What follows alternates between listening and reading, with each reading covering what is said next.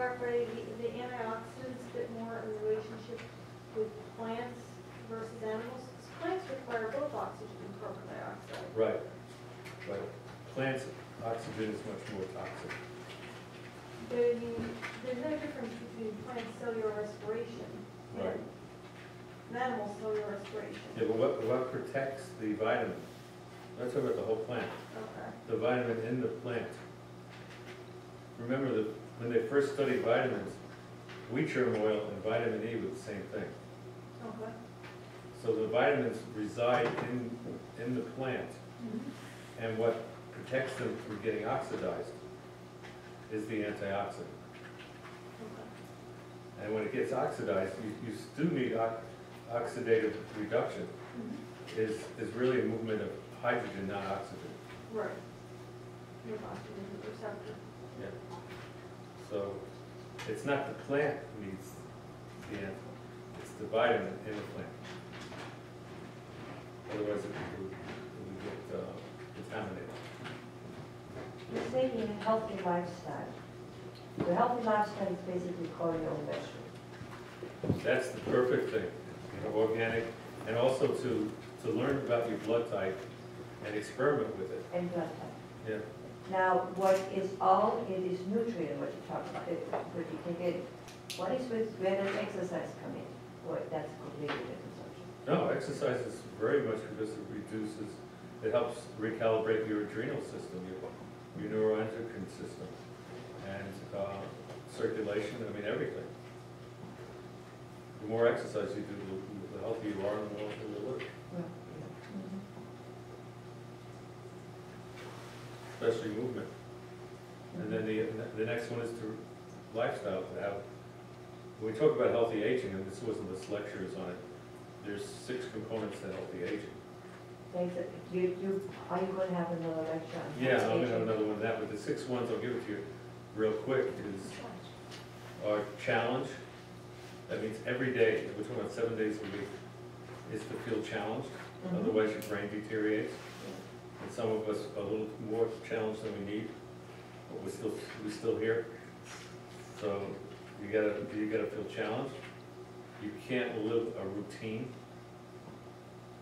In other words, certain things should be routine, but you have to have complexity in your life for the dendrites and the axons to sprout. And so for your brain to grow. The next thing is you gotta move your body, which is your exercise. Stress your body. 4th thing is eating the right diet, the nutrients, getting the whole foods. And then the next thing is the nurturing. How many of you heard me say over and over again that what keeps us healthy is nurturing, which is oxytocin. And how do you get oxytocin? Hug everybody. It's the stimulation to the front of your body that doesn't have a sexual component. Your body, if you're sexually aroused, will not produce oxytocin. And it's not rubbing, getting a back rub, it's the front of your body.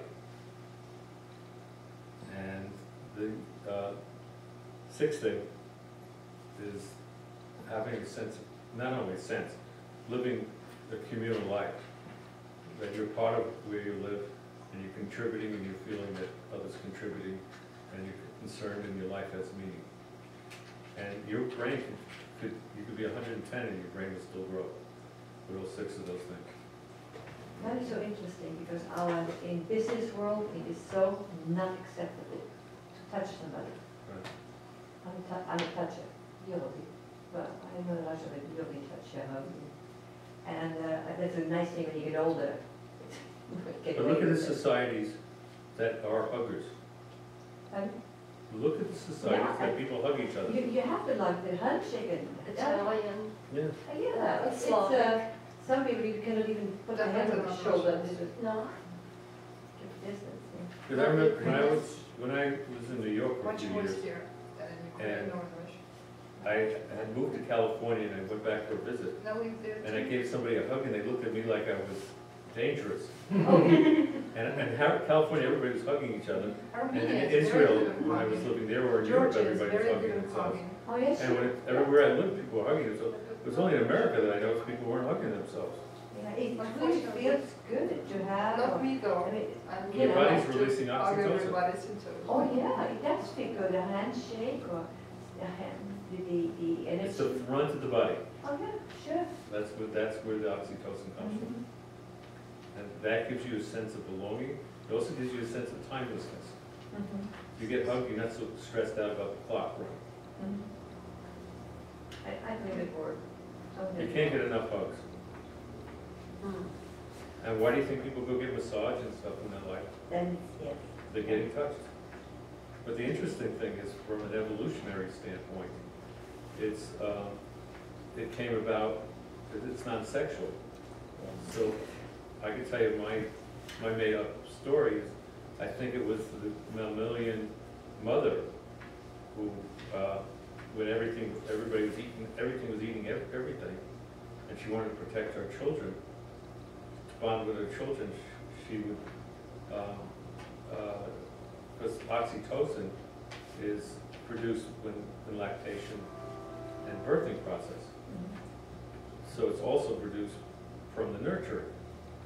So but what's interesting, vasopressin that raises your blood pressure to ward off an attacker is only 2 molecules different than oxytocin. So the way I visualized this when I learned it is some mother getting ferocious when somebody was trying to eat her children. This is an easy conversion. But the same thing lives on in us. So you get people who are not getting hugged, that are alone and lonely and freaked out, walking around with high blood pressure. And they feel like they have to defend themselves all the time. Because when you're getting enough oxytocin, you're communing with everything. You feel you're part of nature, your flowers are talking to you, the trees are talking to you. Literally, people in love. But as soon as it gets sexual, it's gone. My mother's in a nursing home and she's 92. And she was recently caught holding hands with one of the 2 men that lives there. Yeah. And he was a much, much younger Nez Perce Indian. And boy, that was just a big no-no. They're separated and can't sit together, you know. It's such ignorance. They should be happy when something happens like that. Oh, it's, I'm not sure if hand holding gives you oxytocin though. oh, they were hugging too. Oh, hugging is giving you that. Yeah. You know what, they should be happy.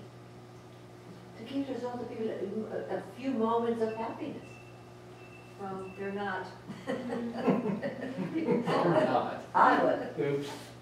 My mother, when she was 93, had my mother was this type of woman that men fell in love with. And she was 93, and she was still operating. She was very involved with the senior center and everything.